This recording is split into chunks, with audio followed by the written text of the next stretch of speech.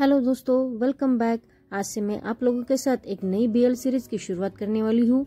ये एक सीईओ और उसके सेक्रेटरी इन दोनों के बीच की लव स्टोरी है और ये है हमारा पहला मेन लीड कैरेक्टर जो मिन एंटरटेनमेंट का डायरेक्टर है। उसका नाम है मिन यूडोम। ये दिखने में तो बहुत हैंडसम है, फिगर और एजुकेशन में एकदम परफेक्ट है, जिसमें हम कुछ कमियां निकाल ही नहीं सकते। उसके काम के लिए उसे बहुत अवार्ड और सर्टिफिकेट भी मिले हैं। कॉमन मैन से लेके रिच मैन तक और स्टूडेंट से लेके स्टॉक खेलने वाले एडल्ट तक, उन्हें जैसा एंटरटेनमेंट पसंद है वही एंटरटेनमेंट मीन सबको प्रोवाइड करके उन्हें सेटिस्फाइड करता है। इसलिए वो सक्सेसफुल बिजनेसमैन है। और ये है हमारे कहानी का सेकंड लीड कैरेक्टर जो अभी भी नींद में है। आज उसका काम पर जाने का पहला दिन है, लेकिन वो अभी तक सोया हुआ है। उसका नाम है सियोल डोंगबक जो 27 साल का है। एपिसोड 1 के स्टार्टिंग में हम देखते हैं कि सियोल अभी भी गहरी नींद में था। तभी उसके दोस्त का उसे कॉल आता है। वो नींद में ही उसे बातें करने लगता है। उसका दोस्त कहता है, अब तुम्हारा पेट कैसा है? मैं काम पर जा रहा हूँ, लेकिन मेरा पेट अभी भी दर्द कर रहा है। तुम भी काम पर निकल गए होगे, है ना? तो सियोल कहता है, क्या कहा तुमने? उसका दोस्त कहता है, तुम मुझसे ऐसे क्यों पूछ रहे हो कि मैंने क्या कहा? क्या तुम अभी भी नींद में ही हो? हे भगवान, तुम कल रात अपनी नई जॉब मिलने की खुशी में इतने ड्रंक हो गए कि अब तुम काम के पहले दिन ही लेट होने वाले हो। ये सुनकर सियोल आंखें खोलता है। वो जल्दी से उठकर कहता है, ओह नो, मैं आज लेट हो जाऊंगा। और वो अपने मोबाइल में देखता है और घबराहट से कहता है, चलो फोन रख दो, मैं नहीं तो और लेट हो जाऊंगा। वो भागकर अपनी जॉब के लिए तैयार होने लगता है। अगले सीन में हम देखते हैं कि सियोल बहुत ही खुश होकर अपने काम के लिए रास्ते पर से जा रहा था। मिन एंटरटेनमेंट में परफॉर्मेंस प्लानिंग टीम में काम करना उसका ड्रीम था और वही ड्रीम आज पूरा होने जा रहा था। रास्ते पर सब जगह डेनिस जो एक सेलिब्रिटी था और मिन एंटरटेनमेंट के लिए ही काम कर रहा था, उसकी तस्वीरें लगी हुई थी और एड चल रही थी। उसे देखते हुए सियोल बहुत ही प्राउडली और खुश होकर खुद से ही कहता है, आज से मैं डेनिस की परफॉर्मेंस की प्लानिंग कर सकूंगा। और वो बहुत ही खुश होके खुद से कहता है कि डोंगबक, तुम बहुत ही कूल हो। नेक्स्ट सीन में हम देखते हैं कि वो ऑफिस में आकर परफॉर्मेंस प्लानिंग टीम के मेंबर को अपना इंट्रोडक्शन देता है और उसे देख के जैसे सब सरप्राइज होते हैं। वहाँ की एक एम्प्लॉय दूसरे एम्प्लॉय से पूछती है, क्या हमारे नए एम्प्लॉय की रिक्रूटमेंट हुई थी? दूसरी एम्प्लॉय कहती है, नहीं। ये सुनकर सियोल का तो चेहरा ही उतर जाता है। वो एम्प्लॉय कहती है, हमारी यहाँ जो अपॉइंटमेंट अभी हुई है वो नया मेंबर तो यही है। अब सियोल के होश ही उड़ जाते हैं। अब वो डरते हुए कहता है, पर मुझे तो मैसेज आया था। और वो अपने मोबाइल में मैसेज देखने लगता है, पर मैसेज में परफॉर्मेंस प्लानिंग टीम की जगह सेक्रेटरी टीम ऐसे लिखा होता है। अब सियोल तो कंफ्यूज होके कहता है, पर ये कैसे हो गया? परफॉर्मेंस प्लानिंग टीम के लिए मैंने तो अप्लाई किया था। तभी वहाँ एक लड़की उसे कहती है, क्या तुम्हारा नाम सियोल डोंगबक है? तो तुम मेरे पीछे आओ। नेक्स्ट सीन में हम देखते हैं कि सियोल उस लड़की के पीछे गया था। वो सेक्रेटरी टीम से थी। तो सियोल उसे पूछता है, मेरा डिपार्टमेंट ऐसे सडनली कैसे चेंज हो गया? मैंने तो मेरे रिज्यूम में परफॉर्मेंस प्लानिंग टीम के लिए ही अप्लाई किया था, तो ये सडनली ऐसे कैसे हो गया? वो सेक्रेटरी उसके एम्प्लॉयमेंट कॉन्ट्रैक्ट देखने लगती है।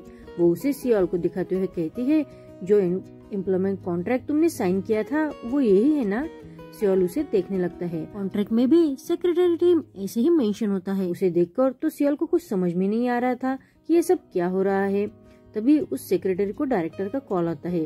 तो वो सेक्रेटरी सियोल से कहती है, डायरेक्टर का ऑफिस वहाँ है, तो तुम अब अंदर जा सकते हो। सियोल तो बहुत शॉक हो जाता है। वो कहता है, क्या तुम चाहती हो मैं अंदर जाऊँ? वो कहती है, हाँ। और वो उसे अंदर जाने का इशारा करती है। सियोल खुद से ही कहता है, क्या मैं ये सपना देख रहा हूँ? और वो डायरेक्टर के कैबिन से बाहर खड़े होके उसकी तरफ देखने ही लगता है। पर वो हिम्मत करके अंदर जाता है तो डायरेक्टर और डेनिस अंदर बातें कर रहे होते हैं। सियोल तो डेनिस को देखकर बहुत ही सरप्राइज होता है। वो मन में ही कहता है, अरे वाह, मैं काम के पहले दिन ही आज डेनिस से मिला हूँ। मीन सियोल को अंदर आते हुए देख लेता है, इसलिए मीन डेनिस से कहता है, हम इस बारे में बाद में बात करेंगे। पर डेनिस थोड़ा गुस्से में कहता है, मुझे पता नहीं है कि तुम्हारा वो दिन कब आएगा और ये आएगा भी या नहीं। सियोल पहली बार डेनिस को इतने करीब से देख रहा था।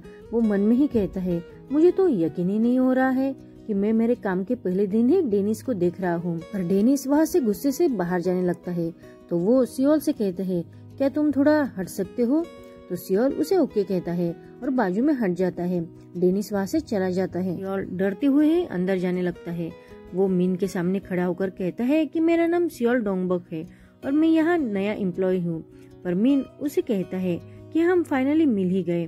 सियोल कहता है क्या कहा आपने? पर मीन उसके पास जाते हुए उससे पूछता है क्या तुम्हें मैं याद हूँ? सियोल उसे देखते हुए याद करने की कोशिश करता है। उसके ऐसे कंफ्यूज एक्सप्रेशन देख के मीन कहता है क्या तुम्हें मैं सच में याद नहीं हूँ या तुम मुझे ना पहचानने का दिखावा कर रहे हो? अब सियोल बहुत ही पोलाइटली कहता है मुझे माफ कर देना पर मुझे कुछ समझ नहीं आ रहा है कि आप किस बारे में बात कर रहे हो। तो मीन कहता है क्या तुम्हें कुछ भी याद नहीं है और तुम्हें कुछ फील भी नहीं हो रहा है क्या? ये सुनकर तो सियोल और भी कंफ्यूज होता है। उसे तो ये तक नहीं पता था कि उसे क्या फील करना है। अब मीन हार मानकर कहता है तुम ऐसे सेल्फिश कैसे बन सकते हो? क्या तुम सच में भूल गए हो? पर वो खुद को शांत करके सियोल के पास आके उसे कहता है क्या तुम मुझसे डेट करना चाहते हो? अब ये सुनकर सियोल थोड़ा हंसते हुए कहता है डायरेक्टर मीन क्या आप किसी ड्रामा की प्रैक्टिस कर रहे हो? पर मीन कहता है सियोल डोंगबक मैं मजाक नहीं कर रहा हूँ, मैं बहुत ही सीरियस हूँ। चलो हम एक दूसरे को डेट करते हैं। सियोल मुंह बनाकर मन में ही कहता है क्या ये पागल हो गया है? पर सियोल ने मीन के प्रपोजल का क्या रिप्लाई दिया है ये हमें अभी बताया नहीं गया है, पर शायद उसने नहीं कहा होगा, इसलिए तब से मीन सियोल के साथ अजीब तरह से बर्ताव करने लगता है। जैसे सियोल मीन के लिए चाय लेके आता है पर मीन उसे कहता है कि मुझे कुछ हॉट ड्रिंक करना है, तो सियोल उसे हॉट ड्रिंक लाके देता है। अब मीन कंटिन्यूअसली कुछ छोटा बड़ा काम हो सियोल को आवाज देने लगता है। अब सियोल काम के पहले ही दिन बहुत ही थक गया था। मीन उसे मीटिंग के लिए फाइल लाने को कहता है। उसके जाने के बाद मीन खुद से ही कहता है हे भगवान तुम मेरी ऐसी परीक्षा क्यों ले रहे हो? पर जाने दो, भूल जाओ। अगर तुमने कभी भी मेरी बात सुनी होती तो तुमने मुझे ऐसे पनिश नहीं किया होता। सियोल का रिज्यूम देखते हुए वो कहता है 300 साल हो गए पहले मैंने एक गुनाह किया कि मैंने तुम्हें ये नाम दिया, पर इस बात को 300 साल से ज्यादा हो गए हैं और इतने सालों में मैंने कभी भी ऐसा नहीं हुआ कि तुम्हें याद नहीं किया, मैं तुम्हें भूल ही नहीं पाया हूँ। नेक्स्ट सीन में हम देखते हैं कि सियोल कंपनी के बाहर अकेला ही बैठा हुआ खुद को ही पिंच करके कहता है क्या ये सपना है? जब पिंच करने से उसे दर्द होता है तो वो खुद से ही कहता है धत तेरे की, ये तो सपना भी नहीं है, ये तो हकीकत है।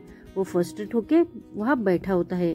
तभी वहाँ उसका दोस्त खियांग आता है। वो कहता है मैं बहुत ही बिजी हूँ, जल्दी से बोलो तुम्हें क्या कहना है, तुमने मुझे बाहर आने के लिए क्यों कहा?